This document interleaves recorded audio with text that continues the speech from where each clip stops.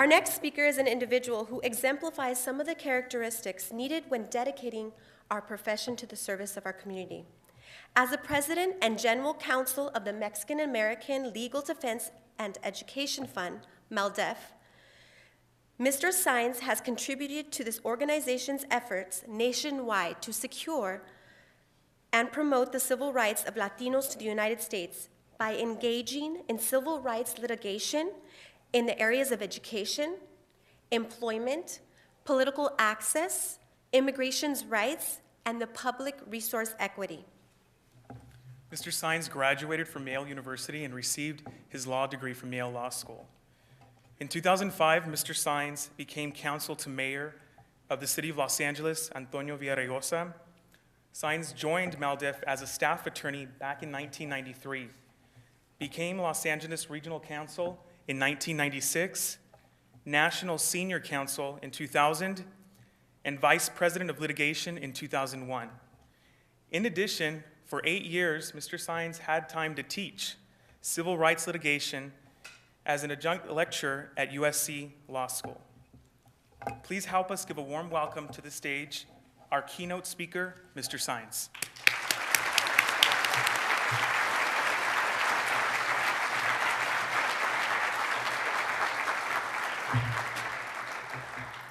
Good morning.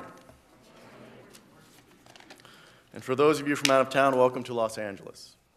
I think you'll find it a welcoming, diverse, vibrant community to which you will contribute in the next 2 days, as you will in this conference to your own community. I want to thank APS for inviting me to address you this morning, and I want to congratulate APS for its 5th-year anniversary of providing service to the community and promoting the progress of the Latino community nationwide. As you've just heard, I recently returned to MALDEF after spending 4 years working with Mayor Villaraigosa in downtown Los Angeles. Those of you who are familiar with MALDEF may know about our founding, but many of you may not. And I want to tell you a story about MALDEF's founding because it gives an impression of the importance of the kind of work that APS and MALDEF engage in. As I mentioned, we've been in existence for 41 years. And MALDEF was founded by a group of lawyers and community activists from throughout the southwestern United States. But it was inspired by one lawyer, a lawyer by the name of Pete Tijerina in San Antonio, Texas. Now, Mr. Tijerina, who passed away a few years ago, would often tell the story of what inspired him to put together that group of lawyers and activists who created MALDEF. He described representing a Latina woman who had been injured as a result of the actions of a major corporation in Texas. And he believed that his client was entitled to a substantial recovery in the court system for her injuries.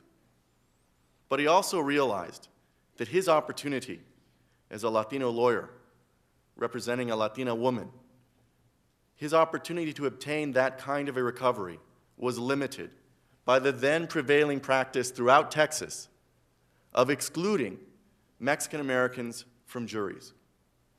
He realized that an all-white jury would in all likelihood conclude that his client's story, her injuries, did not warrant the kind of recovery that they would award to a white plaintiff, particularly one represented by a white lawyer. And so he made an impassioned argument to the judge about changing that prevailing practice of excluding every Mexican American from serving on a jury in Texas. He made such an impassioned argument that the judge committed to him that he would fix the problem. He asked Mr. Tijerina and his client to give the judge and the jury commissioner a certain period of time to fix the exclusion practice and asked them to come back after that period was over. As Mr. Tijerina told the story, he returned, as instructed by the judge, only to find that they had managed to identify two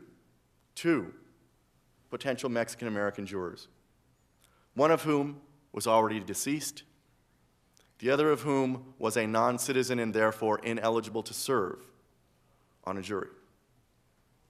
Now, as a result of that experience, as Mr. Tijerina tells the story, he had to settle the case at a discount. His client received less money than a just system would reward her for her injuries. And that is what inspired him to put together a group, a small group, perhaps not unlike the group that started APS, to begin an organization that would become MALDIF. Now, 41 years later, of course the Latino community has made great civil rights progress. One example, we started with being excluded from serving as a juror, temporary, short-term service in our legal system. And here we are 41 years later, and we now have a Latina sitting on the United States Supreme Court with life tenure.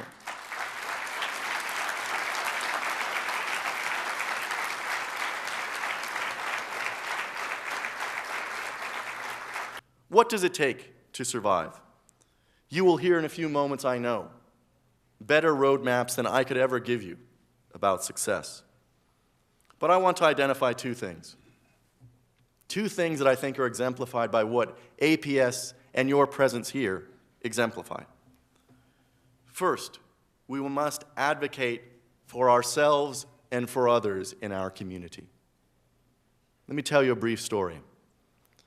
Some 30 years ago, I was a 7th grader. I was nerdy, smart, and the teachers at my grammar school decided at the end of my 7th grade year that they didn't want to teach me anymore and that I should go directly to high school, skip the 8th grade. And after some agonizing discussions with my parents, we decided to do that. And so I had to go meet with a counselor at the high school, a white man on the verge of retirement who had been in the system for decades, with my parents to enroll in school. And despite the fact that my teacher said I was a smart kid, could go directly to high school, that counselor looked at the school I came from, the most heavily Latino school in the district, looked at my parents, looked at our name, and said in that meeting with my parents and me, I want to enroll your son in a mid-level algebra course, not the high-level algebra course. And let's see how he does in mid-level algebra, and then we can determine if he should move up to the higher-level algebra course. And I, as a then 13-year-old, was ready to accept the judgment of this on the verge of retirement counselor who had been in the system for decades. But it was my mother, who had never been to college herself, who stood up and said to that counselor, no, you're going to enroll my son in the highest level algebra course, and I'm not going to leave this room until you do that. Now, he relented because of her courage, her strength, and her conviction. Now, I can't tell you that my life would be different if I had been in that mid-level algebra course instead of a higher-level algebra course, but that story resonated for me and continues to resonate for me about how important it is that we have advocates for our community and for ourselves. I know by your presence here that every one of you is an advocate for yourselves and for your community, that every one of you is a leader who takes on challenges, who seizes opportunities, and will continue to do that in the future.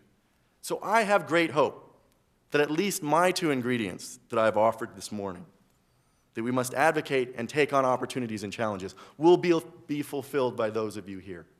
And so I look forward to working with each and every one of you in the future as we work together for a bright progress, a bright future for our Latino community.